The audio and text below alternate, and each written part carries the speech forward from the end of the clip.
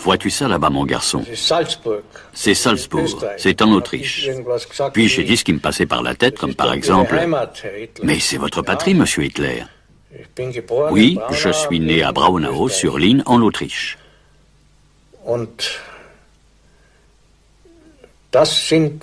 Et ce sont aussi des Allemands. Et un jour,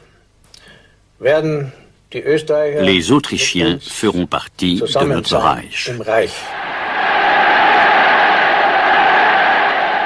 1938 est encore si loin. Ce natif d'Autriche retourne dans son pays pour l'intégrer au Reich. Und will dabei auch in alle Zukunft nur ein Gebot kennen, das mich verpflichtet hat, seit ich als Junge denken wurde. Deutschland!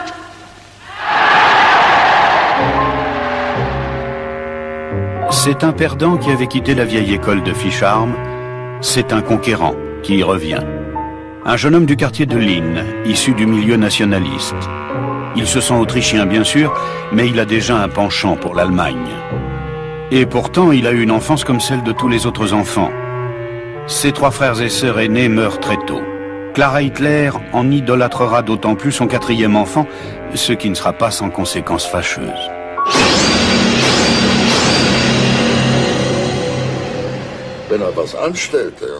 Hitler reconnaissait qu'il était un garçon très polisson et quand il faisait des bêtises, son père lui donnait une correction. Il aimait énormément lire les histoires de Karl May et appréciait tout particulièrement le héros indien Winnetou. Chaque fois qu'il recevait une raclée, il hurlait pour que sa mère accoure. Il a raconté qu'ensuite, il se contentait de compter les coups. 1, 2, 3, 4, 5 coups, chaque fois qu'il était rossé, parce qu'il était absorbé par la lecture de Winnetou. Son père, qui ne l'entendait plus hurler, a eu peur, parce qu'il croyait que le pauvre gamin était alors devenu fou. Le pauvre gamin est obstiné. Il rêve de devenir artiste. Jamais, lui rétorque son père. Jamais aussi longtemps que je vivrai. Hitler se renferme, il se fige. Alois Hitler a dit son dernier mot. Assis sur cette banquette à l'heure de l'apéritif, Hitler se sent blessé au plus profond de lui-même. Rien n'a davantage marqué le caractère du jeune Hitler que ces tiraillements entre sa mère et son père, entre l'indulgence de celle-ci et la sévérité de celui-là, entre la proximité d'un côté et la distance de l'autre. Hitler n'obtient pas le certificat de fin d'études. Libéré de l'emprise de son père, il se donne des airs de jeune homme et se met à flâner. Sa première scène, les rues de Linz. Un aventurier qui dessine et qui se passionne pour les opéras de Wagner. Il rêve de connaître la gloire. Sa mère est atteinte d'un cancer. Hitler veut mettre de l'ordre dans sa vie. Il part à Vienne pour étudier à l'Académie des Beaux-Arts. Il passe avec succès la première sélection, mais lors de la seconde, son nom est accompagné de la mention « insuffisant en peinture ». Hitler est profondément blessé dans son amour-propre. Pour l'heure, ses rêves de gloire s'évanouissent. Il part à la dérive, se met à traîner. Dans la capitale de l'État cosmopolite, beaucoup ressentent la présence des étrangers, en particulier des Juifs, comme un danger. L'antisémitisme d'Hitler est encore vague et sourd, il n'est pas encore fanatique. Ce qui fait de lui un artiste, c'est son impérieux désir de se mettre en valeur. Il ne tolère aucune contradiction. Son ami d'enfance n'a plus qu'à écouter. Hitler était bien comme ça. Un homme d'une nature effrayante, dominatrice. Mon père a souvent raconté qu'à l'époque où ils étaient ensemble à Vienne, Hitler lui exposait des théories pendant des heures et qu'il tenait des discours politiques, alors que mon père s'était déjà endormi. Et il ne tolérait pas que l'on ait une opinion différente de la sienne. En 1907, Hitler est rappelé à Linz.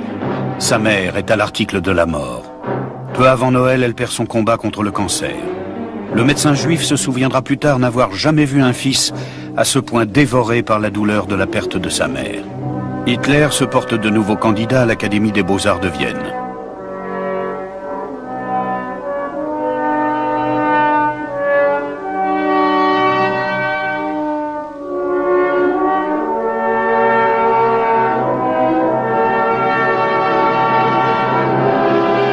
Et de nouveau, il essuie un échec.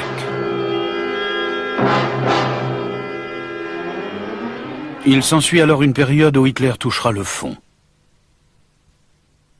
Au bout de quelques années, il atterrit ici, dans ce foyer de sans-logis à Vienne. Le malheur poursuit toute la famille. Il tente de défier la réalité. Ce n'est pas lui qui a échoué, c'est l'Académie qui n'a pas reconnu son génie.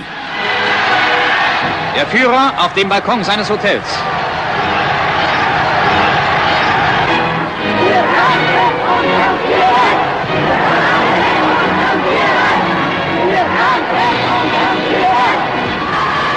Plus tard, quand les Viennois l'acclameront, ce sera une grande satisfaction pour cet ancien vagabond. Car il a fui Vienne pour échapper à l'humiliation, au service militaire, à cet état cosmopolite qu'il haïssait tant.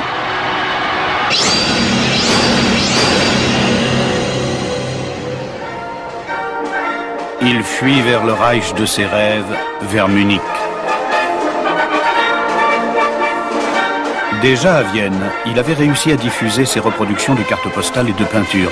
C'est ce qu'il tente également ici. Il peint la ville ou la nature de manière très fidèle, mais sans âme. Ses œuvres sont comme lui, pétrifiées. Ce singulier personnage n'aime pas la compagnie des hommes. La guerre sera son exutoire.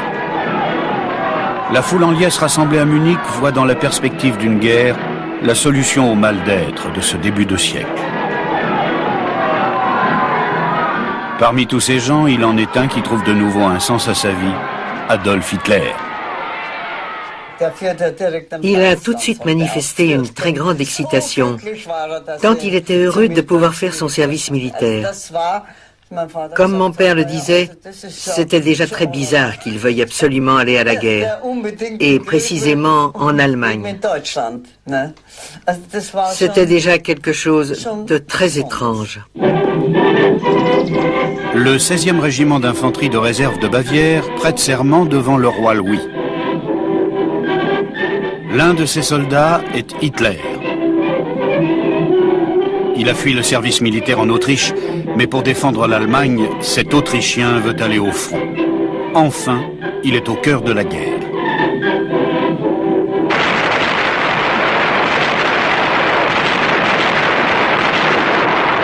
Une guerre meurtrière comme jamais le monde n'en a connu.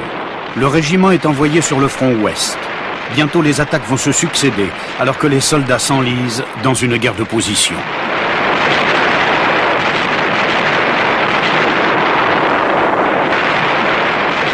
Hitler passe pour un soldat courageux. Il sera décoré de la Croix de Fer.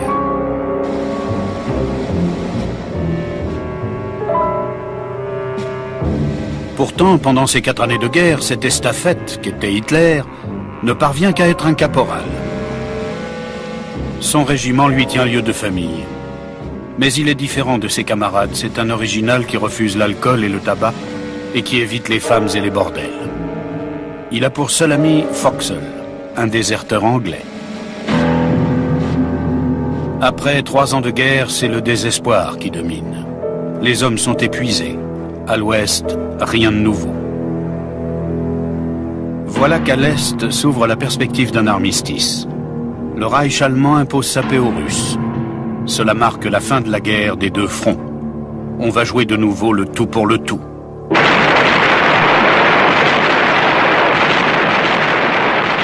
Attaque à l'ouest, c'est la dernière grande offensive. Printemps 1918. Les soldats allemands croient encore à la victoire et ont encore quelques illusions. Et le caporal Hitler fait partie de ceux-là. Mais une attaque au gaz lancée par les Alliés le frappe de plein fouet. Il perd temporairement la vue. À l'hôpital militaire de Paswalk, il apprend la défaite de l'Allemagne. Tout un monde s'effondre. Et c'est à cette période-là que s'opère également un tournant dans la vie d'Hitler.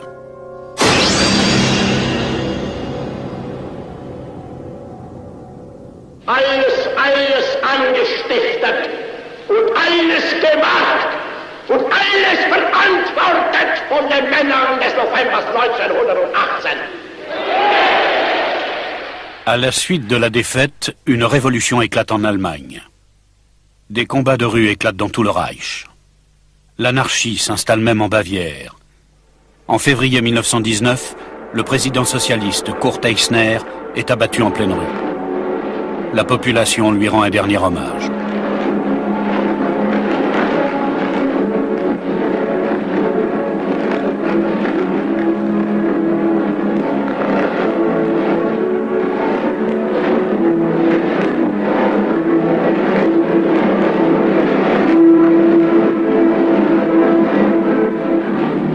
Entre-temps, Hitler a rejoint son régiment à Munich. C'est son seul havre, sa seule maison. Il est menacé d'une mise à pied. Il craint de devoir retourner au foyer des sans-logis. Tel un chien errant, se souviendra plus tard un camarade de régiment, Hitler semblait à la recherche d'un nouveau maître. Dans le cortège qui accompagne le socialiste juif Eisner, il y a aussi une délégation du régiment d'Hitler, portant un brassard rouge et un crêpe de deuil. Le film montre clairement que dans les rangs se trouve un caporal, c'est Adolf Hitler.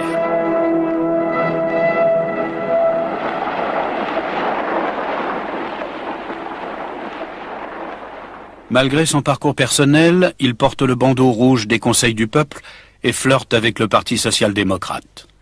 C'est un suiveur, politiquement apatride. Après l'assassinat d'Eisner, Munich est secoué par une seconde révolution. Des bolcheviks font un coup d'État pour prendre le pouvoir. C'est la République des Conseils. Leurs chefs attendent des soldats, et en particulier du régiment d'Hitler, qu'ils soient loyaux. On élit des hommes de confiance. Hitler se porte candidat. Par 19 voix, il est élu vice-président du Conseil des bataillons. Il se fait le serviteur de ses forces politiques, dont il prétendra un peu plus tard qu'il les avait toujours haïs. Début mai, des troupes envoyées par le gouvernement du Reich vont reconquérir Munich, anéantissant la dictature communiste des Conseils. Parmi les fidèles du gouvernement, il y a les fameux corps francs de Werdenfels. 10 jours durant, ces hommes descendus des Alpes bavaroises mènent une campagne de vengeance dans la capitale. Puis ils retournent à Garmisch sous les acclamations de la population. Hitler, l'ancien caporal, est prêt à servir ses nouveaux maîtres et dénigre ses vieux camarades de l'époque des Conseils. Au retour des guerriers de Werdenfels à Garmisch, il se montre de nouveau, cette fois-ci sans le brassard rouge et dans les rangs des partisans de droite. Voilà que le hasard va voler au secours d'Hitler. Un ancien supérieur le convoque pour lui confier la responsabilité de la propagande. L'objectif est de provoquer l'agitation parmi les soldats, pour effacer le spectre du bolchevisme. Dans des cours mis en place spécifiquement à cet effet, les propagandistes sont formés à l'idéologie nationaliste. C'est à partir de ce moment-là que les passions d'Hitler se cristallisent et donnent corps à son programme politique. 3 mois plus tard, il rédige son premier écrit politique dirigé contre les Juifs.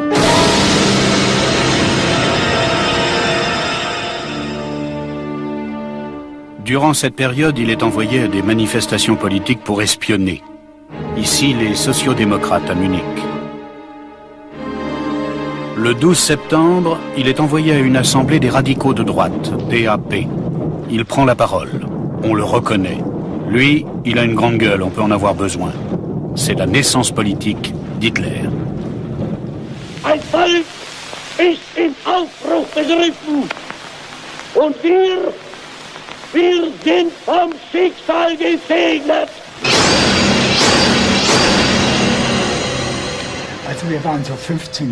Bon, nous avions à peu près 15-16 ans et nous écoutions attentivement cet homme. Car sous cet immense chapiteau de cirque, nous étions à l'époque peut-être bien 3000. Mais je ne sais pas s'il y avait autant de gens, car certains entraient, d'autres sortaient.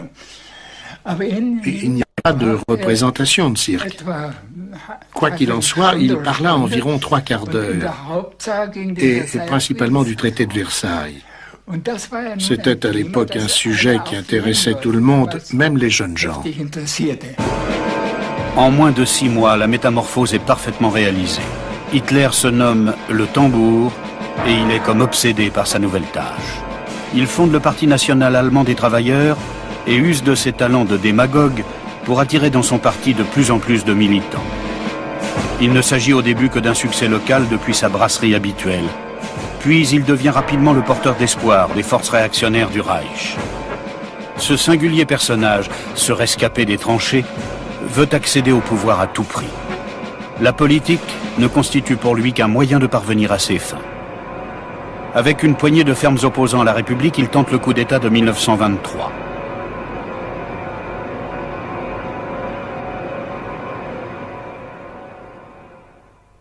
Au cours d'une fusillade lancée par la police bavaroise devant le bâtiment des capitaines à Munich, ses rêves de carrière politique prennent fin. Encore une fois, la déchéance sociale le menace. Hitler, en garde à vue, veut se tuer d'une balle. Puis il cherche à se laisser mourir de faim. Pour lui, les dés semblent être jetés. Et pourtant, alors que personne ne s'y attend, il transforme sa défaite en un triomphe. Il utilise la salle du tribunal comme une scène. Le procès le fait connaître dans tout le Reich. Condamné, mais transfiguré, il apparaît comme le héros du jour. Il est conscient de son impact. Désormais, il ne battra plus le tambour pour la cause d'un autre. Désormais, il servira la sienne. À la prison de Landsberg, on traite déjà l'ancien caporal comme un invité de marque. La porte de la cellule n'est pas verrouillée. Des visiteurs entrent et sortent dans un flux régulier. Hitler passe son temps à faire des discours, à rédiger son programme politique.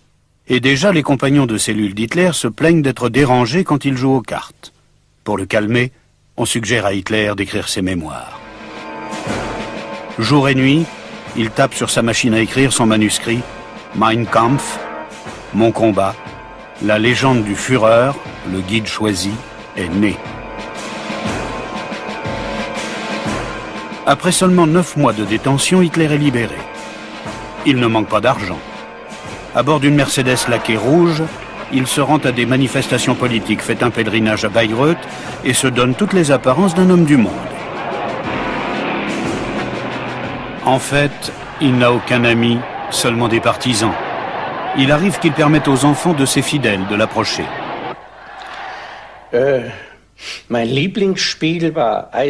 Mon jeu préféré, c'était les petits trains. Il se mettait alors à 4 pattes pour me faire un passage souterrain ou un tunnel, et je rompais. Et il produisait les bruitages les plus incroyables. Il avait vraiment des talents de comédien. C'est-à-dire qu'il poursuivait le récit de l'histoire, faisait les bruits de fond et commençait toujours, chose qu'il n'a pas inventée et que tout le monde sait faire, en imitant le départ d'une locomotive à vapeur.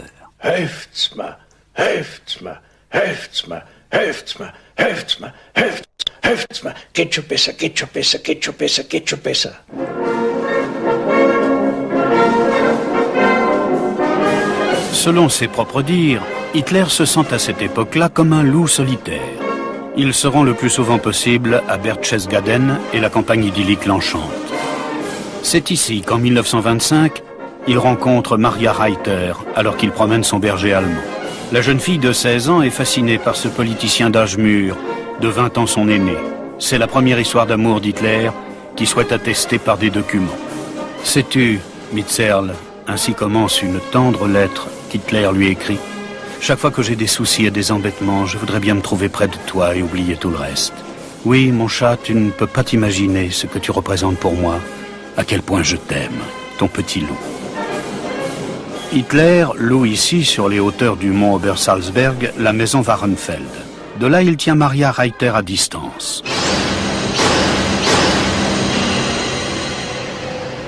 Profondément blessée, elle tente de mettre fin à ses jours. Elle sera sauvée in extremis. À Wahrenfeld, c'est la demi-sœur d'Hitler qui prend en main la maison. Elle y vient avec sa fille Jelly, âgée de 17 ans. Jelly sera la deuxième passion de la vie d'Hitler.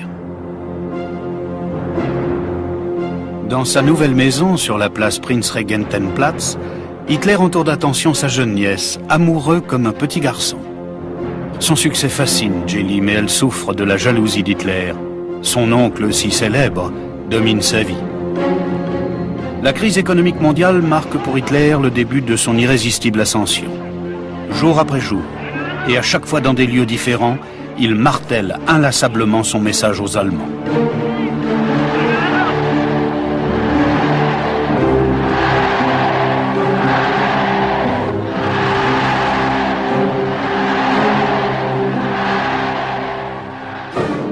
Entre deux rassemblements, il prend le temps de se détendre, comme ici lors d'un pique-nique au bord du lac Chiemsee, et sa nièce Geli est toujours à ses côtés.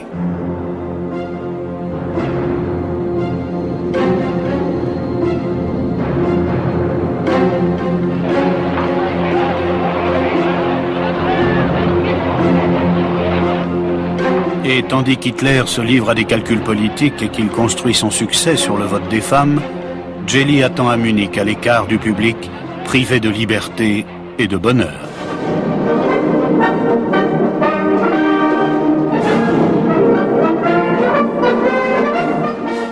Cette alternance de proximité et de distance use la jeune fille, alors âgée de 23 ans.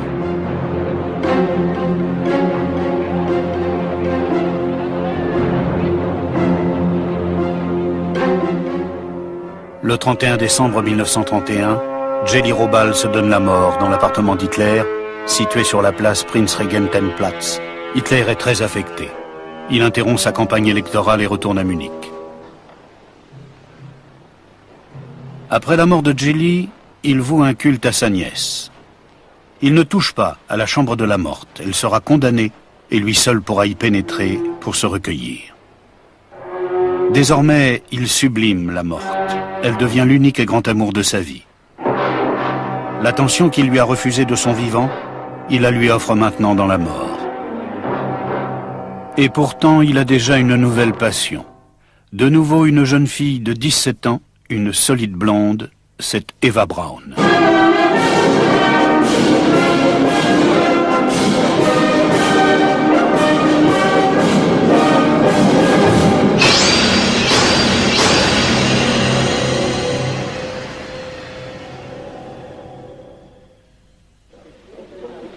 Personne ne soupçonne rien encore de la personnalité de cet homme qui sera nommé chancelier du Reich le 30 janvier 1933 et dont la prédilection pour les jeunes filles mineures présente déjà un certain caractère pathologique.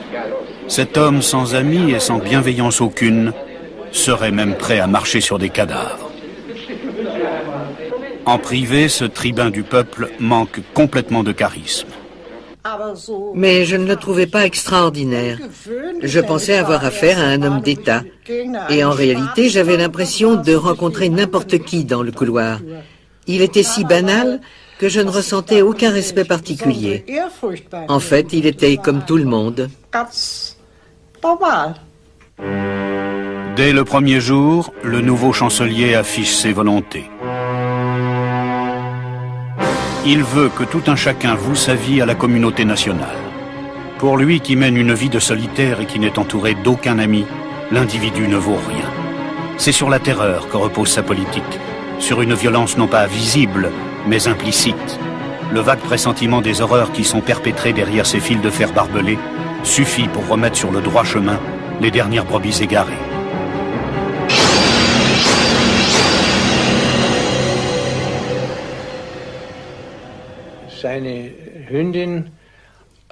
Sa chienne s'énerva à un moment donné et mordit très légèrement ma mère.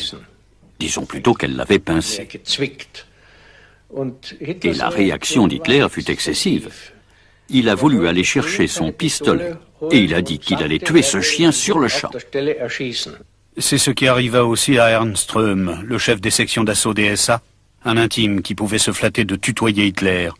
En 1934, l'image du vieux compagnon de route est proscrite. Und blutiges Zugreifen war vielleicht noch in der Lage, die Ausbreitung der Revolte zu ersticken. Wenn mir jemand einen Vorwurf entgegenhält, weshalb wir nicht die ordentlichen Gerichte zur Aburteilung herangezogen hätten, dann kann ich ihm nur sagen, in dieser Stunde war ich verantwortlich für das Schicksal der deutschen Nation und damit des deutschen Volkes oberster Gerichter.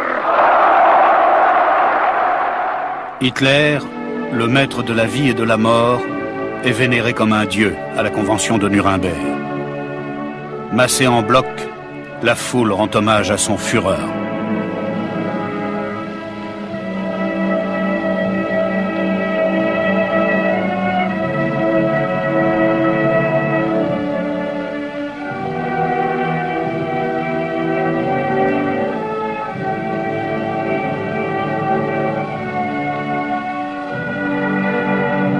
Le spectacle monumental, organisé géométriquement et uniformément, étouffe la valeur individuelle des gens.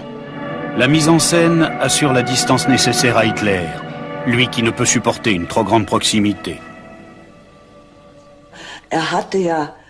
Il était vraiment opposé à tout contact corporel. Et tout le monde savait bien aussi que même les médecins rencontraient de grosses difficultés pour le sculpter. Parce qu'il n'aimait pas qu'on le touche. Je crois qu'il a tout au plus mis une fois la main sur le bras de sa voisine. Il ne voulait jamais non plus se faire masser. Il était sur ce point très réticent. Hitler, qui fuyait la compagnie des hommes, ne révélait que peu de choses sur sa vie privée. En 1935, il fait agrandir sa maison de vacances à Berchtesgaden pour en faire une grande ferme montagnarde. Les actualités montrent des cortèges d'adorateurs et de jeunes filles.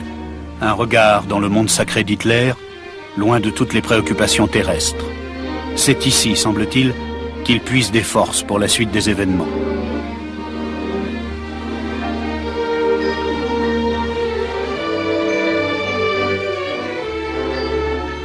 Un regard dans le Saint des Saints. Ici, semble-t-il, le maître de maison élabore ses projets les plus secrets.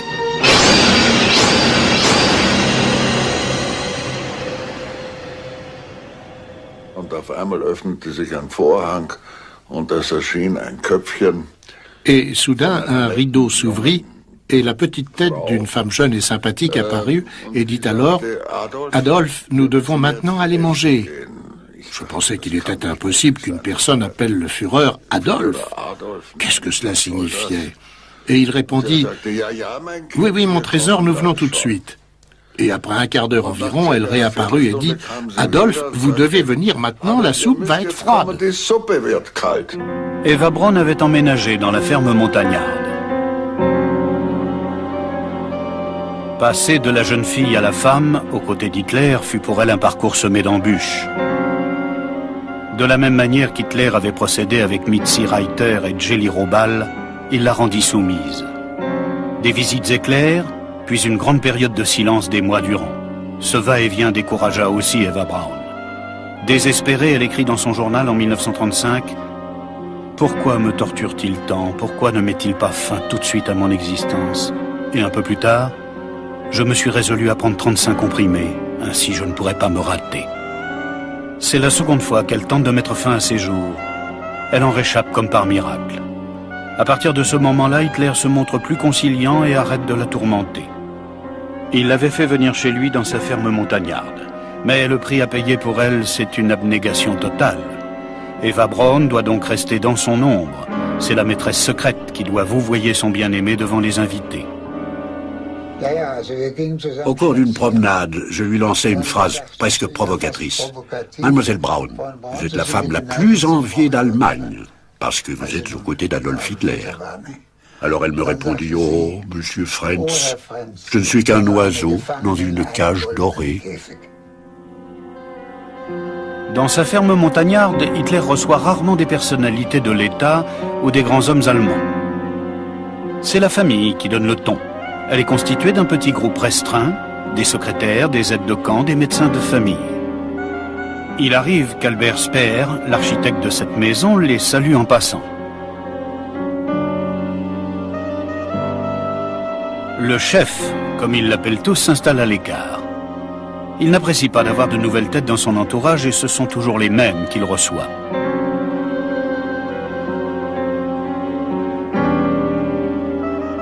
Mais aucun d'eux ne se risquerait à contredire Hitler. Et lui-même ne cherche pas non plus le dialogue. Il constitue son premier public. Au petit déjeuner, il prenait toujours la même chose. 2, 3 biscottes, une pomme coupée en petits morceaux et une orange. C'était toujours pareil. Tout cela accompagné d'un thé à la camomille. Et pour moi, c'était un peu bizarre, car nous voulions varier le petit déjeuner, mais lui, pendant toutes ces années, il a toujours pris la même chose au petit déjeuner. Hitler en privé. Il aime les enfants, car les enfants ne contredisent pas. Pas plus que ceux qui l'entourent, jeunes femmes, familles de remplacement ou chiens. Et au centre de l'espace vide, il y a Hitler lui-même. Jamais de tabac, jamais d'alcool, seulement ces interminables monologues. Il parlait souvent très longtemps, il aimait que les autres se taisent et l'écoutent. Si quelquefois il arrive que l'on discute, Hitler est bien assis au centre de son entourage, mais lointain, l'air absent. La vie d'Hitler est pauvre. Il est toujours entouré, mais intérieurement, il est seul. Il était très poli et aussi très charmant. Il lui arrivait de dire à Madame Christian « Quelle ravissante boucle d'oreille vous portez là !» Ou bien si elle avait une nouvelle coiffure, les cheveux relevés vers le haut, là aussi, il ne manquait pas de le faire remarquer. Tandis qu'Eva Braun ne cessait de nous dire « Le Führer désire que je porte toujours la même robe et toujours la même coiffure. Si quelque chose lui plaît, si une robe lui plaît, alors il est d'accord pour que je m'en fasse faire des milliers et que je les porte. » En revanche, elle ne devait jamais changer de coiffure ou de couleur de cheveux. Promenade jusqu'au Muschlaner Kopf. Un rituel qu'Hitler pratique jusqu'à la fin de sa vie, même dans les moments les plus difficiles. Il prend toujours le même chemin, 30 minutes à travers forêt et prairies. Hitler devant, accompagné d'un invité, c'est la composante fixe du cortège, puis à une distance convenable, son escorte. Une fois arrivé, on prend le thé avec des gâteaux dans le pavillon creusé dans la roche. Au fil des ans, ce sera toujours le même rituel.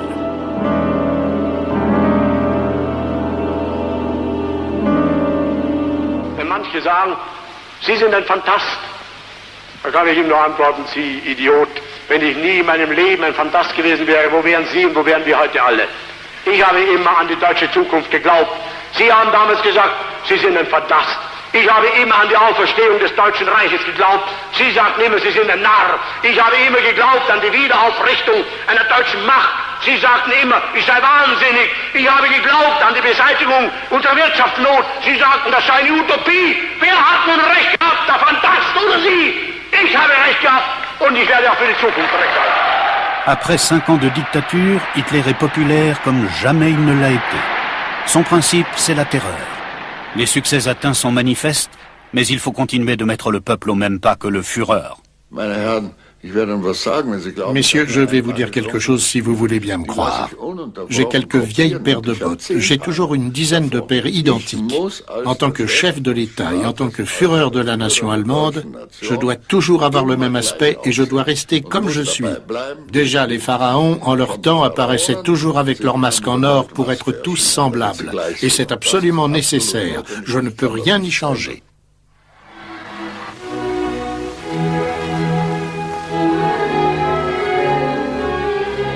Même ces goûts artistiques seront imposés à la population.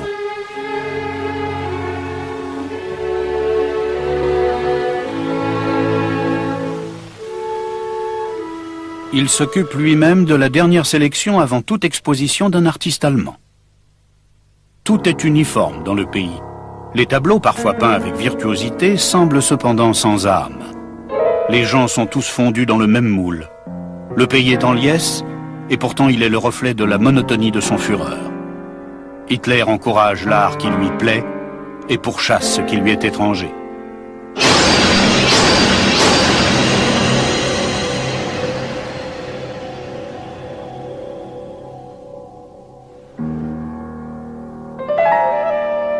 Il approche de son but politique ultime. C'est dans sa maison des Alpes qu'il va mettre sur pied la guerre. Aucun signe extérieur ne laisse supposer ce que trame Adolf Hitler.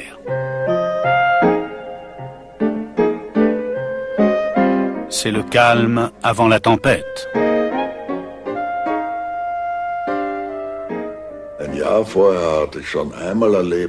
Un an auparavant, je l'avais vu lire le journal avec sa grande loupe. Et il portait aussi des lunettes dorées, mais Hitler refusait d'être vu et photographié avec. Il était donc en train de lire, et soudain, Ribbentrop lui lança « Mon Führer, nous allons bientôt devoir nous battre ». Et là, j'ai cru qu'Hitler allait le dévorer. Hitler a répondu à Ribbentrop « Non, pas maintenant, pas encore ». 20 avril 1939, anniversaire du Führer. Pour Hitler, qui vient de fêter ses 50 ans, le temps est compté. Ça presse. Je préfère, confie-t-il, faire la guerre à 50 ans qu'à 55 ou 60. Son horloge interne lui dicte l'heure du conflit qui entraînera les Allemands dans la décadence.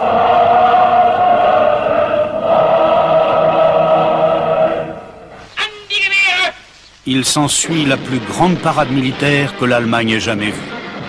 4 heures durant, on assiste à un gigantesque spectacle militaire. 5 mois plus tard, Hitler frappe fort.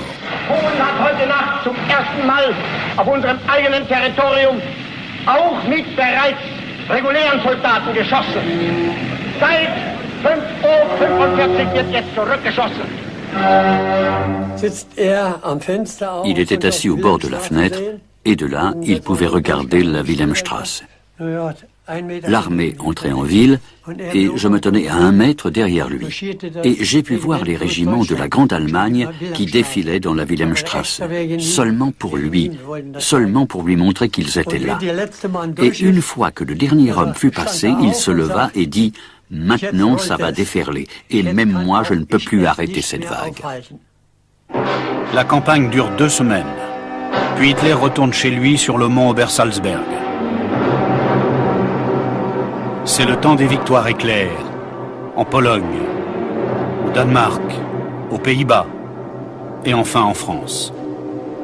Dans un entretien privé, un document unique, enregistré à son insu par les services secrets finlandais, Hitler donne aussi son avis sur la France.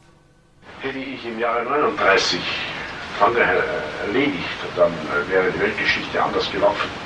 So musste ich bis zum März 1940 warten und das ging ihm leider vor Mai, der 10. Mai war der erste schöne Tag. Am 10. Mai habe ich sofort angegriffen.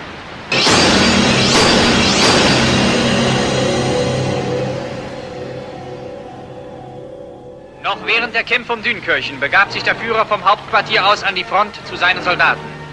Er besucht die Schlachtfelder, auf denen er selbst im Weltkrieg als Soldat gekämpft hat. C'est pour lui la revanche sur une défaite qu'il n'a jamais digérée. C'est le rêve illusoire de pouvoir recommencer là où l'on s'est arrêté en 1918. C'est ici, dans la forêt de Compiègne, que l'armistice a été signé dans un wagon. Pour Hitler, c'est le diktat de l'infamie. Auf Befehl des Führers werden der große Gedenkstein und die Wagenhalle, in welcher der Salonwagen des Marschall Foch untergebracht war, gesprengt.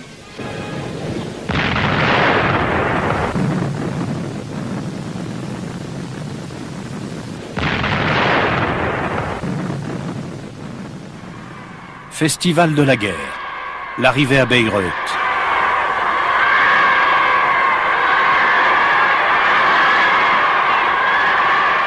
Hitler est au zénith de son pouvoir.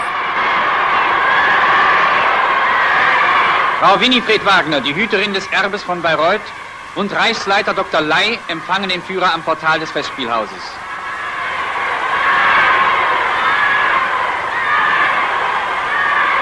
Représentation de l'opéra de Wagner, Les Nibelungen. Son public est là, fidèle.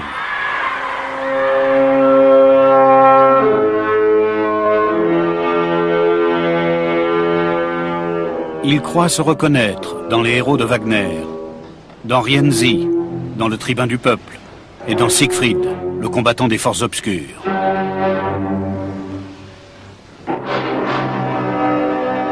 Il a encore une dette qu'il veut régler depuis 20 ans. C'est la guerre qu'il a toujours souhaitée. Une guerre d'extermination pour reconquérir l'espace vital à l'Est.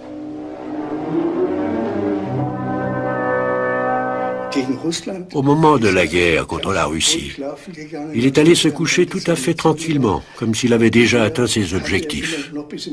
Jusqu'à présent, il avait toujours attendu les communiqués à la radio jusqu'au petit matin pour être sûr que le peuple allemand était informé de ses desseins. Mais cette fois-ci, il est parti, aussitôt. Dans la nuit, nous devions charger nos bagages dans le train spécial. J'étais encore en service. Dans le wagon qui lui était réservé, Hitler, qui était très fatigué, s'endormit. Et à l'aube, il était debout devant moi. Il me réveilla et me dit en souriant, « Vérifie vite où nous sommes maintenant. » Alors je regarde à l'extérieur et lui dis, « Mon Führer, nous sommes à Poznan. » Entre-temps, Albert Bormann, le frère de Bormann, nous a rejoints. Et le Führer a dit, maintenant, nous allons faire plier les Russes. Im Führerhauptquartier.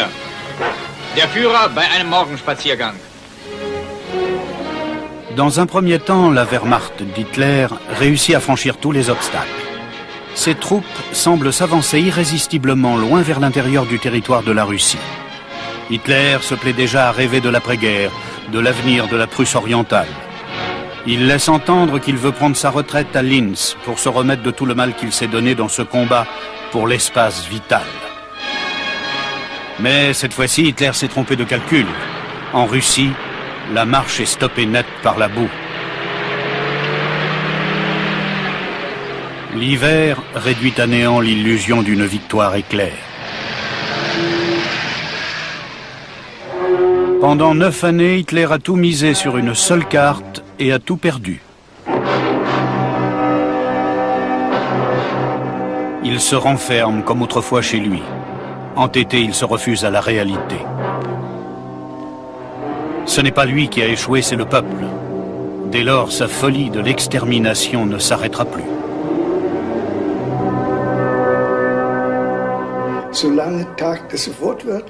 Mot pour mot, il a dit, tant que des jours durant, tant que quotidiennement des soldats allemands verseront leur sang et risqueront leur vie pour que la peste bolchevique ne s'abatte pas sur notre culture et sur l'Europe, les Juifs, et là il emploie une expression que je préfère ne pas citer, n'auront pas non plus la belle vie. La conséquence de ce discours porte un nom, c'est le génocide en masse, selon un plan qu'un proche d'Hitler nomme sans mâcher ses mots. So ist es bei uns.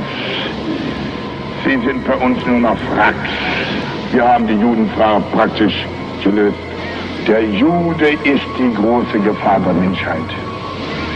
Und wenn es uns nicht gelingt, ihn auszurotten, dann haben wir den Krieg verloren.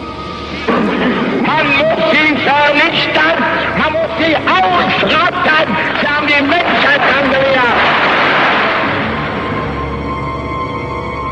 Les fabriques à faire des morts se trouvent en Pologne. Hitler est loin de tout ce qui se passe là-bas, il ne les a jamais vus. Et à en croire aussi les bureaucrates des camps, ils n'ont jamais mis les pieds sur les lieux des crimes. L'homme privé ne veut pas qu'on parle de ses crimes, et surtout pas à la maison.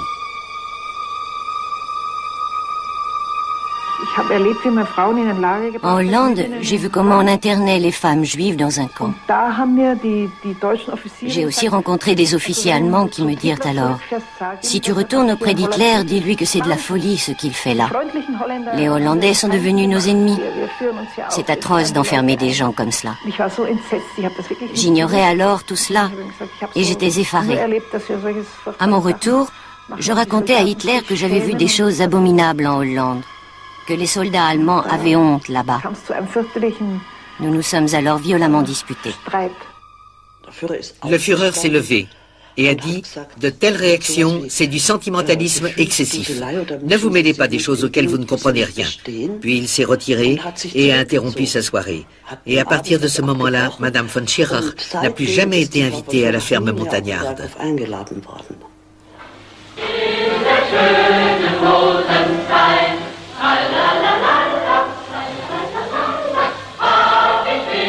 Anniversaire du Führer, avril 1942. Entouré de ses plus fidèles partisans, il manifeste très ostensiblement son optimisme quant à ses prochaines victoires. Il a des gestes paternels à l'égard des enfants. D'un côté les simulacres, de l'autre la réalité.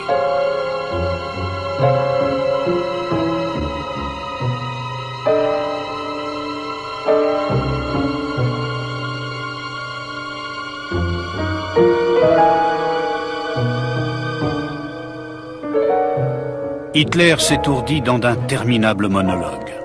Ses auditeurs à Woltschanze ou bien à la ferme montagnarde connaissent à l'avance ses maximes. Il en est une qu'il inculque à sa famille de remplacement, composée de secrétaires et d'aides de camp. Un peuple ne s'éteint pas à force de perdre des hommes, mais seulement quand il vient à manquer de femmes.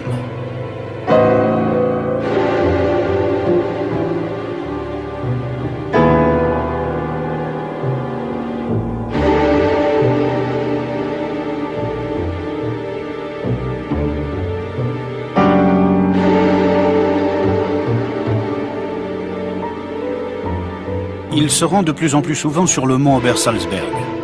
Le monde autour de lui s'effondre de toutes parts, mais dans sa ferme montagnarde, il respecte toujours le même rituel. Promenade jusqu'au Muslaner Kopf, puis les habituelles platitudes sur Berlin. C'est regrettable ce qui se passe à Berlin, dit-il, mais cela épargne à des milliers d'hommes la peine de devoir partir d'eux-mêmes pour bâtir Germania, la capitale mondiale.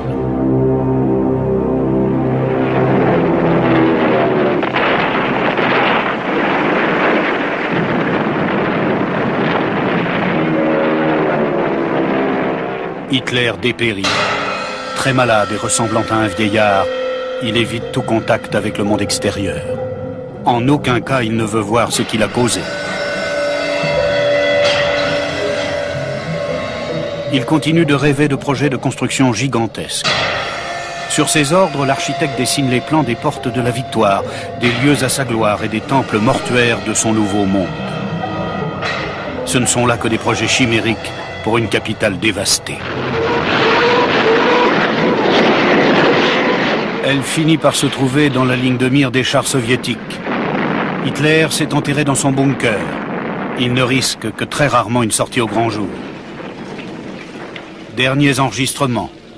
Les tremblements du Führer sont censurés. Les actualités coupent et reprennent un peu plus loin.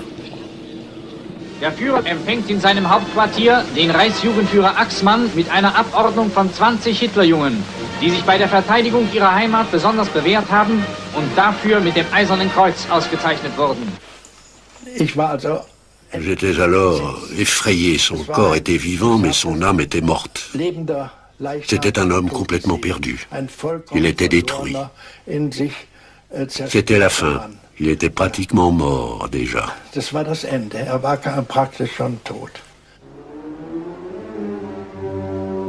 La veille de sa mort, il fait de sa maîtresse cachée, Eva Braun, sa femme officielle.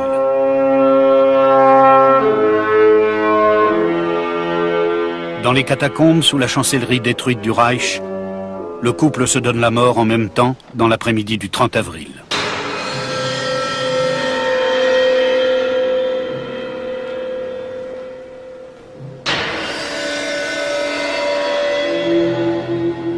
Jamais un homme n'a été autant vénéré et autant maudit que lui au cours d'une seule décennie.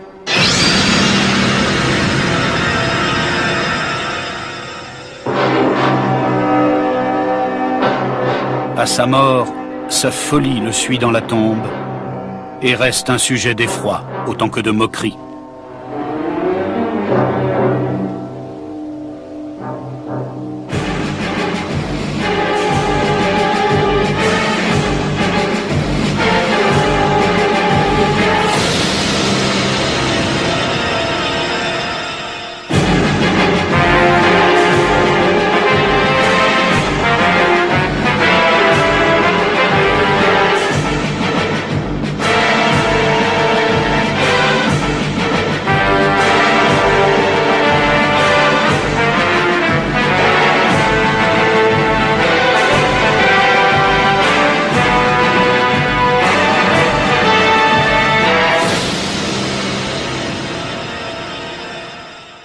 De Vienne.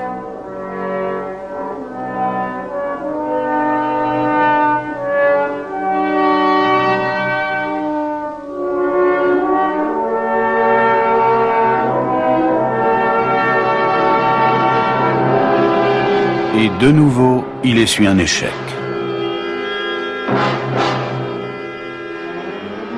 Il s'ensuit alors une période où Hitler touchera le fond. Au bout de quelques années, il atterrit ici, dans ce foyer de sans-logis à Vienne. Le malheur poursuit toute la famille. Il tente de défier la réalité. Ce n'est pas lui qui a échoué, c'est l'Académie qui n'a pas reconnu son génie. Der Führer auf dem Balkon seines Hotels.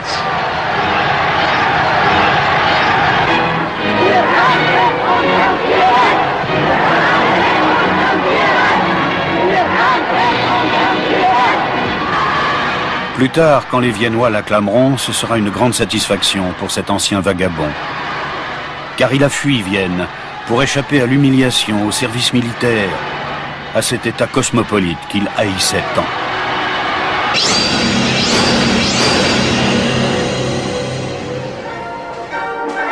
Il fuit vers le Reich de ses rêves, vers Munich. Déjà à Vienne, il avait réussi à diffuser ses reproductions de cartes postales et de peintures. C'est ce qu'il tente également ici. Il peint la ville ou la nature de manière très fidèle, mais sans âme.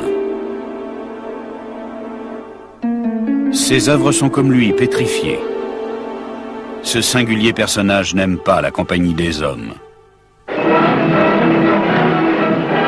La guerre sera son exutoire. La foule en liesse rassemblée à Munich voit dans la perspective d'une guerre la solution au mal d'être de ce début de siècle. Parmi tous ces gens, il en est un qui trouve de nouveau un sens à sa vie, Adolf Hitler. Il a tout de suite manifesté une très grande excitation, tant il était heureux de pouvoir faire son service militaire. Comme mon père le disait, c'était déjà très bizarre qu'il veuille absolument aller à la guerre, et précisément en Allemagne. C'était déjà quelque chose de très étrange. Le 16e régiment d'infanterie de réserve de Bavière prête serment devant le roi Louis. L'un de ses soldats est Hitler. Il a fui le service militaire en Autriche, mais pour défendre l'Allemagne, cet Autrichien veut aller au front. Enfin, il est au cœur de la guerre. Et déjà, les compagnons de cellule d'Hitler se plaignent d'être dérangés quand il joue aux cartes. Pour le calmer, on suggère à Hitler d'écrire ses mémoires. Jour et nuit, il tape sur sa machine à écrire son manuscrit « Mein Kampf », Mon combat, la légende du Führer, le guide choisi, est née. Après seulement 9 mois de détention, Hitler est libéré. Il ne manque pas d'argent. À bord d'une Mercedes laquée rouge, il se rend à des manifestations politiques, fait un pèlerinage à Bayreuth et se donne toutes les apparences d'un homme du monde. En fait, il n'a aucun ami, seulement des partisans. Il arrive qu'il permette aux enfants de ses fidèles de l'approcher.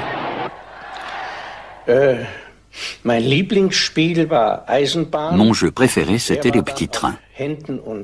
Il se mettait alors à 4 pattes pour me faire un passage souterrain ou un tunnel, et je rampais. Et il produisait les bruitages les plus incroyables. Il avait vraiment des talents de comédien. C'est-à-dire qu'il poursuivait le récit de l'histoire, faisait les bruits de fond et commençait toujours, chose qu'il n'a pas inventée et que tout le monde sait faire, en imitant le départ d'une locomotive à vapeur.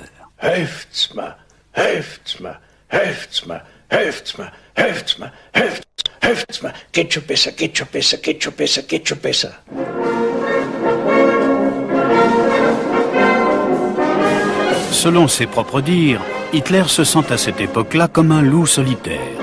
Il se rend le plus souvent possible à Berchtesgaden et la campagne idyllique l'enchante. C'est ici qu'en 1925, il rencontre Maria Reiter alors qu'il promène son berger allemand. La jeune fille de 16 ans est fascinée par ce politicien d'âge mûr, de 20 ans son aîné. C'est la première histoire d'amour d'Hitler qui souhaite attester par des documents. Sais-tu, Mitzerl, ainsi commence une tendre lettre qu'Hitler lui écrit.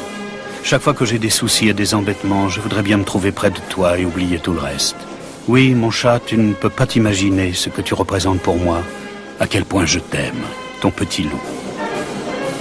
Hitler loue ici, sur les hauteurs du mont Obersalzberg, la maison Wahrenfeld. De là, il tient Maria Reiter à distance.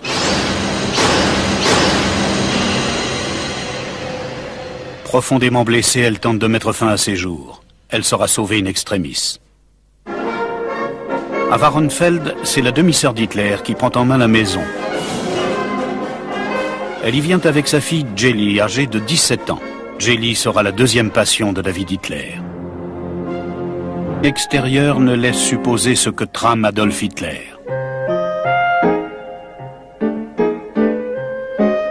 C'est le calme avant la tempête.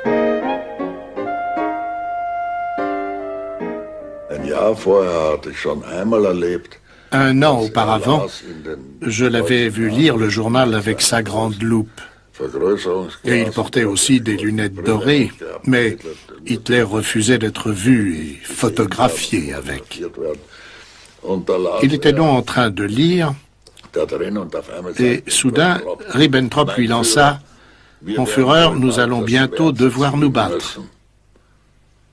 Et là, j'ai cru qu'Hitler allait le dévorer. Hitler a répondu à Ribbentrop « Non, pas maintenant, pas encore ». 20 avril 1939, anniversaire du Führer.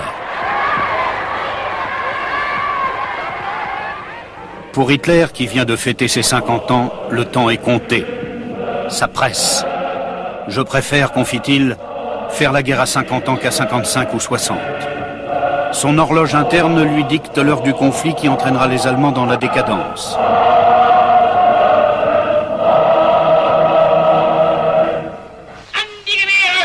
Il s'ensuit la plus grande parade militaire que l'Allemagne ait jamais vue. 4 heures durant, on assiste à un gigantesque spectacle militaire. 5 mois plus tard, Hitler frappe fort. Polen hat heute Nacht zum ersten Mal auf unserem eigenen Territorium auch mit bereits regulären Soldaten geschossen. Seit 5:45 Uhr wird jetzt zurückgeschossen. Il était assis au bord de la fenêtre et de là, il pouvait regarder la Wilhelmstrasse. L'armée entrait en ville et je me tenais à 1 mètre derrière lui. Et j'ai pu voir les régiments de la Grande Allemagne qui défilaient dans la Wilhelmstrasse, seulement pour lui montrer qu'ils étaient là. Et une fois que le dernier homme fut passé, il se leva et dit « Maintenant, ça va déferler, et même moi, je ne peux plus arrêter cette vague. » La campagne dure 2 semaines. Puis Hitler retourne chez lui sur le mont Obersalzberg. C'est le temps des victoires éclairs, en Pologne, au Danemark, aux Pays-Bas et enfin en France. Dans un entretien privé, un document unique, enregistré à son insu par les services secrets finlandais, Hitler donne aussi son avis sur la France. Hätte ich im Jahre 39 Frankreich erledigt, dann wäre die Weltgeschichte anders gelaufen. So musste ich bis zum 1940 warten und das ging ihm leider vor Mai, erst der 10. Mai war der erste schöne... 1 décembre 1931, Jelly Robal se donne la mort dans l'appartement d'Hitler, situé sur la place Prinzregentenplatz. Hitler est très affecté. Il interrompt sa campagne électorale et retourne à Munich. Après la mort de Jelly, il voue un culte à sa nièce. Il ne touche pas à la chambre de la morte. Elle sera condamnée et lui seul pourra y pénétrer pour se recueillir. Désormais, il sublime la morte. Elle devient l'unique et grand amour de sa vie. L'attention qu'il lui a refusée de son vivant, il la lui offre maintenant dans la mort. Et pourtant, il a déjà une nouvelle passion. De nouveau, une jeune fille de 17 ans, une solide blonde, c'est Eva Braun.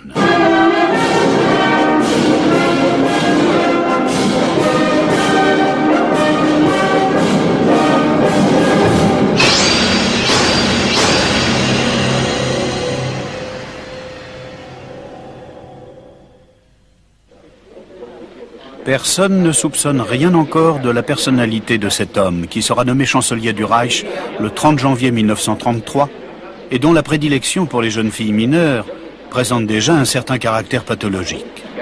Cet homme sans amis et sans bienveillance aucune serait même prêt à marcher sur des cadavres. En privé, ce tribun du peuple manque complètement de charisme. Mais je ne le trouvais pas extraordinaire. Je pensais avoir affaire à un homme d'État. Et en réalité, j'avais l'impression de rencontrer n'importe qui dans le couloir. Il était si banal que je ne ressentais aucun respect particulier. En fait, il était comme tout le monde. Dès le premier jour, le nouveau chancelier affiche ses volontés. Il veut que tout un chacun voue sa vie à la communauté nationale. Pour lui qui mène une vie de solitaire et qui n'est entouré d'aucun ami, l'individu ne vaut rien. C'est sur la terreur que repose sa politique, sur une violence non pas visible, mais implicite. Le vague pressentiment des horreurs qui sont perpétrées derrière ces fils de fer barbelés suffit pour remettre sur le droit chemin les dernières brebis égarées.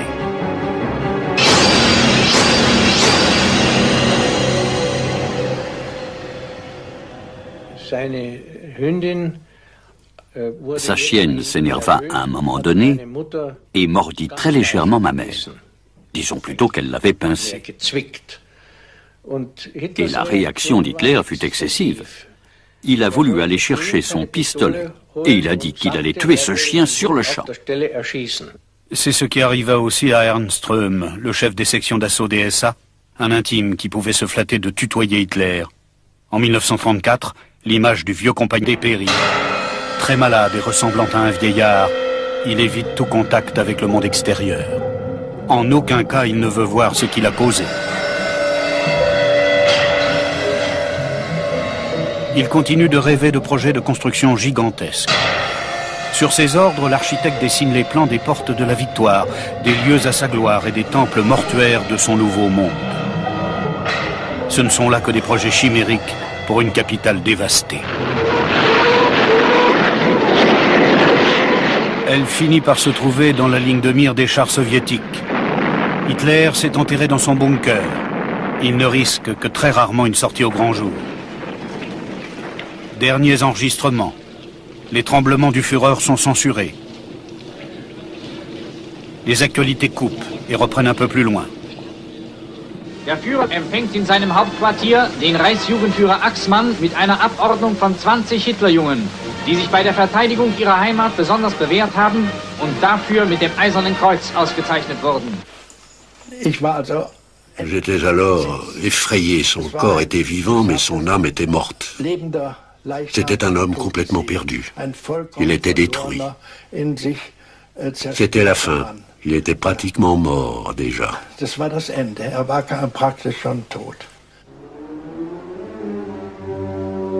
La veille de sa mort, il fait de sa maîtresse cachée, Eva Braun, sa femme officielle.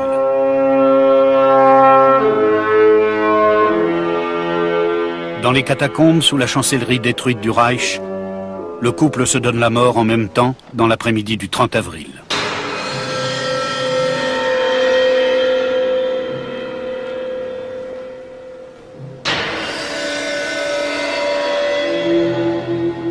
Jamais un homme n'a été autant vénéré et autant maudit que lui au cours d'une seule décennie.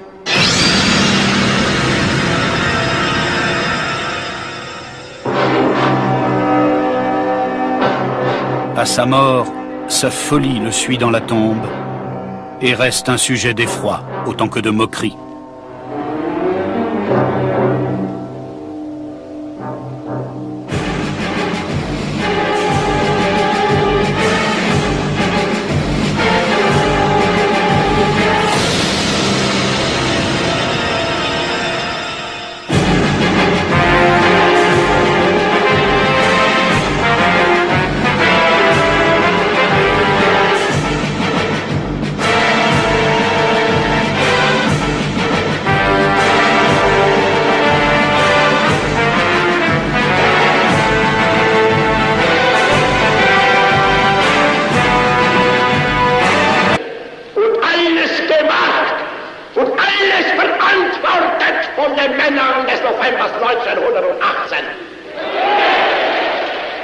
À la suite de la défaite, une révolution éclate en Allemagne. Des combats de rue éclatent dans tout le Reich. L'anarchie s'installe même en Bavière. En février 1919, le président socialiste Kurt Eisner est abattu en pleine rue. La population lui rend un dernier hommage.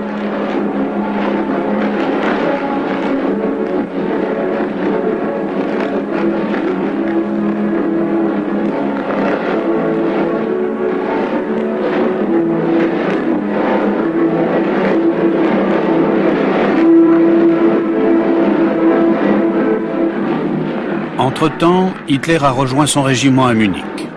C'est son seul havre, sa seule maison. Il est menacé d'une mise à pied. Il craint de devoir retourner au foyer des sans-logis.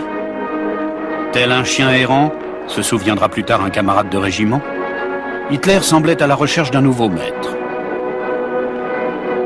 Dans le cortège qui accompagne le socialiste juif Eisner, il y a aussi une délégation du régiment d'Hitler, portant un brassard rouge et un crêpe de deuil.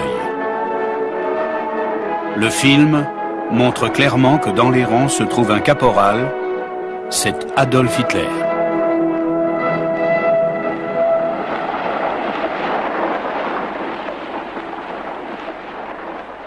Malgré son parcours personnel, il porte le bandeau rouge des conseils du peuple et flirte avec le Parti social-démocrate.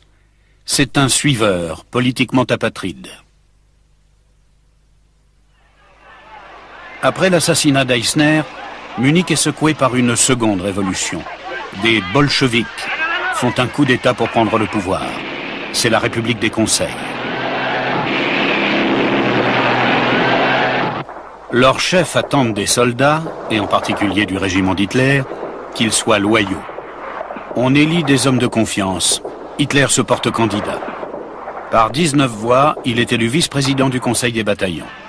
Il se fait le serviteur de ses forces politiques, dont il prétendra un peu plus tard qu'il les avait toujours trahis. Début mai, des troupes envoyées par le gouvernement du Reich vont reconquérir Munich, anéantissant la dictature communiste des conseils. Parmi les fidèles du gouvernement, il y a les fameux corps francs de Werdenfels. 10 jours durant, ces hommes descendus des Alpes bavaroises mènent une campagne de vengeance dans la capitale. Puis ils retournent à Garmisch sous les acclamations de la population. Hitler, l'ancien caporal, est prêt à servir ses nouveaux maîtres et dénigre ses vieux camarades de l'époque des conseils. La réalité, ce n'est pas lui qui a échoué, c'est l'Académie qui n'a pas reconnu son génie. Der Führer auf dem Balkon seines Hotels.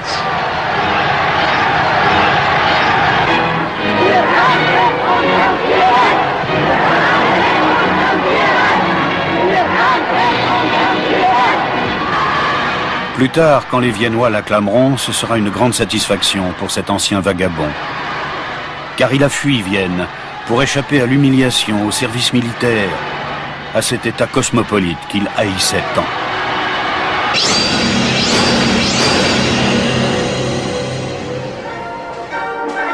Il fuit vers le Reich de ses rêves, vers Munich. Déjà à Vienne, il avait réussi à diffuser ses reproductions de cartes postales et de peintures. C'est ce qu'il tente également ici. Il peint la ville ou la nature de manière très fidèle, mais sans âme. Ses œuvres sont comme lui, pétrifiées. Ce singulier personnage n'aime pas la compagnie des hommes. La guerre sera son exutoire. La foule en liesse rassemblée à Munich voit dans la perspective d'une guerre la solution au mal d'être de ce début de siècle. Parmi tous ces gens, il en est un qui trouve de nouveau un sens à sa vie, Adolf Hitler. Il a tout de suite manifesté une très grande excitation, tant il était heureux de pouvoir faire son service militaire. Comme mon père le disait, c'était déjà très bizarre qu'il veuille absolument aller à la guerre, et précisément en Allemagne. C'était déjà quelque chose de très étrange. Le 16e régiment d'infanterie de réserve de Bavière prête serment devant le roi Louis. L'un de ses soldats est Hitler. Il a fui le service militaire en Autriche Mais pour défendre l'Allemagne, cet Autrichien veut aller au front. Enfin, il est au cœur de la guerre.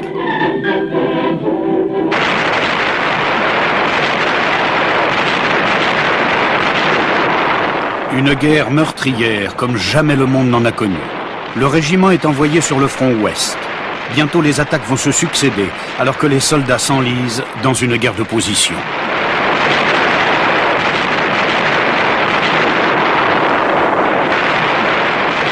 Hitler passe pour un soldat courageux. Il sera décoré de la Croix de fer.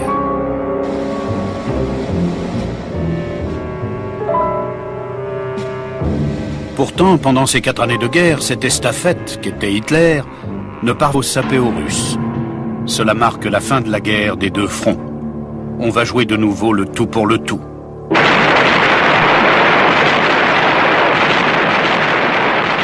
Attaque à l'ouest, c'est la dernière grande offensive. Printemps 1918. Les soldats allemands croient encore à la victoire et ont encore quelques illusions. Et le caporal Hitler fait partie de ceux-là. Mais une attaque au gaz lancée par les Alliés le frappe de plein fouet. Il perd temporairement la vue. À l'hôpital militaire de Paswalk, il apprend la défaite de l'Allemagne. Tout un monde s'effondre. Et c'est à cette période-là que s'opère également un tournant dans la vie d'Hitler.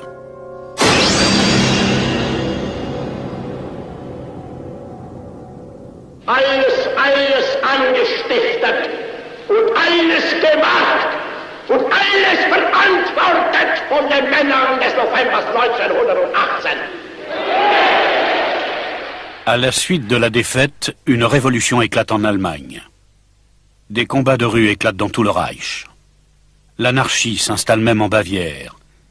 En février 1919, le président socialiste Kurt Eisner est abattu en pleine rue.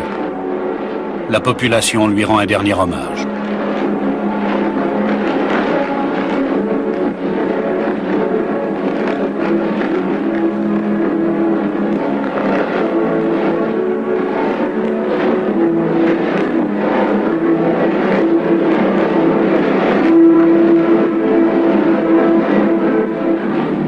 Entre-temps, Hitler a rejoint son régiment à Munich. C'est son seul havre, sa seule maison. Il est menacé d'une mise à pied.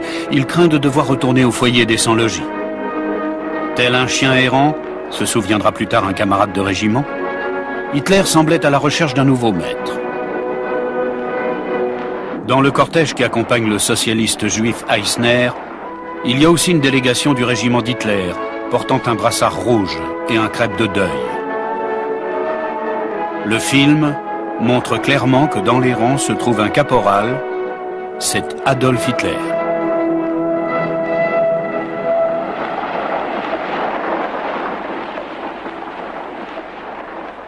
Malgré son parcours personnel, il porte le bandeau rouge des conseils du peuple et flirte avec le Parti social-démocrate.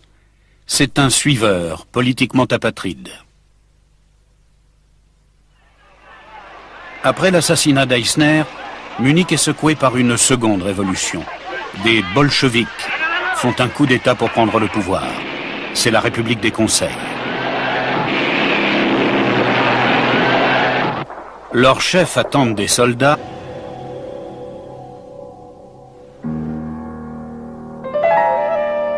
Il approche de son but politique ultime.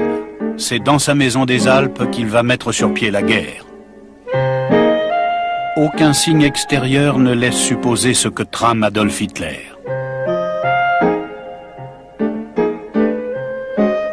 C'est le calme avant la tempête.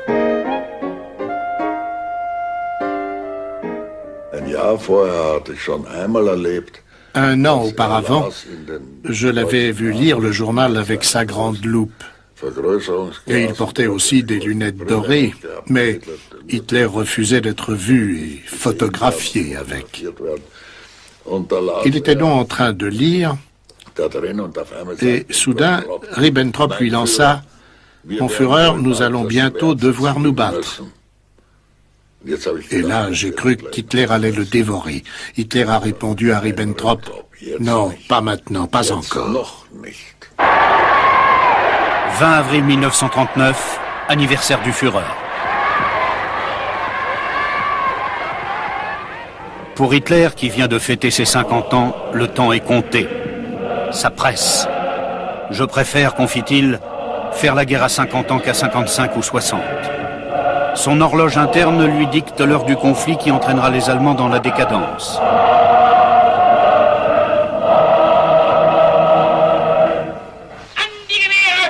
Il s'ensuit la plus grande parade militaire que l'Allemagne ait jamais vue. 4 heures durant, on assiste à un gigantesque spectacle militaire. 5 mois plus tard, Hitler frappe fort. Polen hat heute Nacht zum ersten Mal auf unserem eigenen Territorium auch mit bereits regulären Soldaten geschossen. Seit 5:45 Uhr wird jetzt zurückgeschossen. Il était assis au bord de la fenêtre et de là, il pouvait regarder la Wilhelmstrasse. L'armée entrait en ville et je me tenais à 1 mètre derrière lui. Et j'ai pu voir les régiments de la Grande Allemagne qui défilaient dans la Wilhelmstrasse, seulement pour lui montrer qu'ils étaient là. Et une fois que le dernier homme fut passé, il se leva et dit « Maintenant, ça va déferler, et même moi, je ne peux plus arrêter cette vague. » La campagne dure 2 semaines. Puis Hitler retourne chez lui sur le mont Obersalzberg. C'est le temps des victoires éclairs, en Pologne, au Danemark, aux Pays-Bas et enfin en France. Dans un entretien privé, un document unique, enregistré à son insu par les services secrets finlandais, Hitler donne aussi son avis sur la France. Ausschrotten, dann haben wir den Krieg verloren. Man muss ihn vernichten, man muss sie ausschrotten, sie haben die Menschheit angelehrt. Les fabriques à faire des morts se trouvent en Pologne. Hitler est loin de tout ce qui se passe là-bas, il ne les a jamais vus. Et à en croire aussi les bureaucrates des camps, ils n'ont jamais mis les pieds sur les lieux des crimes. L'homme privé ne veut pas qu'on parle de ses crimes, et surtout pas à la maison.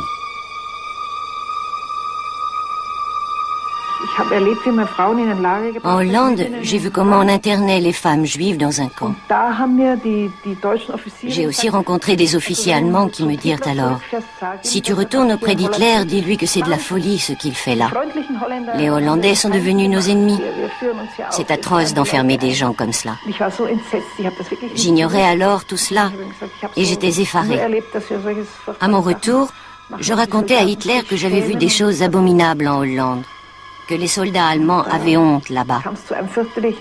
Nous nous sommes alors violemment disputés. Le Führer s'est levé et a dit « De telles réactions, c'est du sentimentalisme excessif. Ne vous mêlez pas des choses auxquelles vous ne comprenez rien. » Puis il s'est retiré et a interrompu sa soirée. Et à partir de ce moment-là, Madame von Schirach n'a plus jamais été invitée à la ferme montagnarde.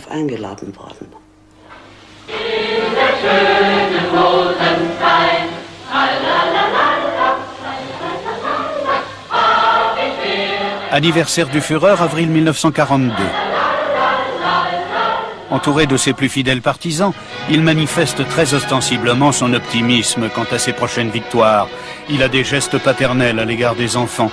D'un côté les simulacres, de l'autre la réalité.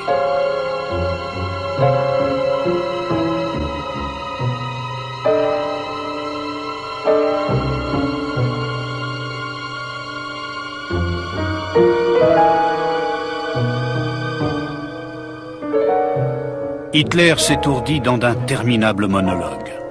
Ses auditeurs à Woltschanze ou bien à la ferme montagnarde connaissent à l'avance ses maximes. Il en est une qu'il inculque à sa famille de remplacement, composée de secrétaires et d'aides de camp. Un peuple ne s'éteint pas à force de perdre des hommes, mais seulement quand il vient à manquer de femmes.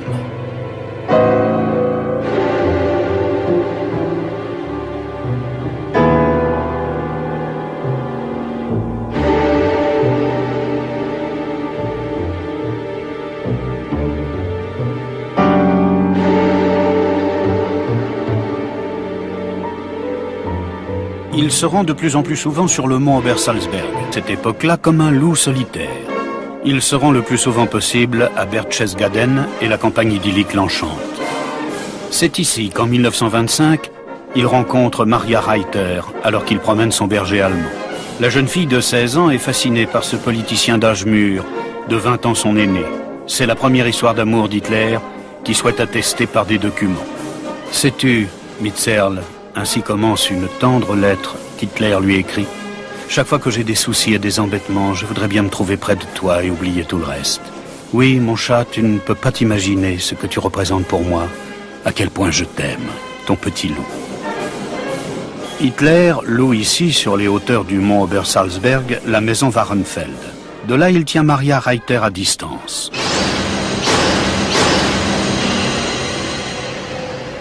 Profondément blessée, elle tente de mettre fin à ses jours. Elle sera sauvée in extremis. À Wahrenfeld, c'est la demi-sœur d'Hitler qui prend en main la maison. Elle y vient avec sa fille Jelly, âgée de 17 ans. Jelly sera la deuxième passion de David Hitler. Dans sa nouvelle maison, sur la place Prinzregentenplatz, Hitler entoure d'attention sa jeune nièce, amoureux comme un petit garçon. Son succès fascine Jelly, mais elle souffre de la jalousie d'Hitler. Son oncle, si célèbre, domine sa vie. La crise économique mondiale marque pour Hitler le début de son irrésistible ascension. Jour après jour, et à chaque fois dans des lieux différents, il martèle inlassablement son message aux Allemands.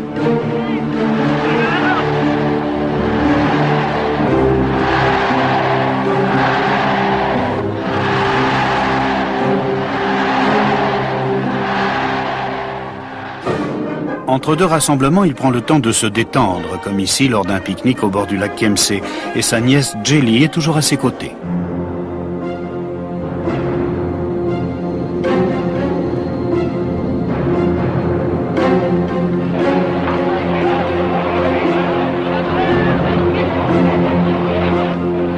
Et tandis qu'Hitler se livre à des calculs politiques et qu'il construit son succès sur le vote des femmes, Jelly attend à Munich, à l'écart du public, privé de liberté et de bonheur.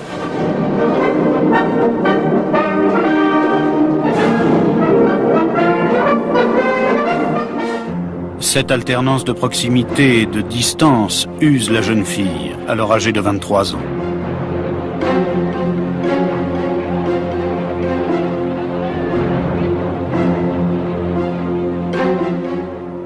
Le 31 décembre 1931, Jelly Robal se donne la mort dans l'appartement d'Hitler, situé sur la place Prinzregentenplatz. Hitler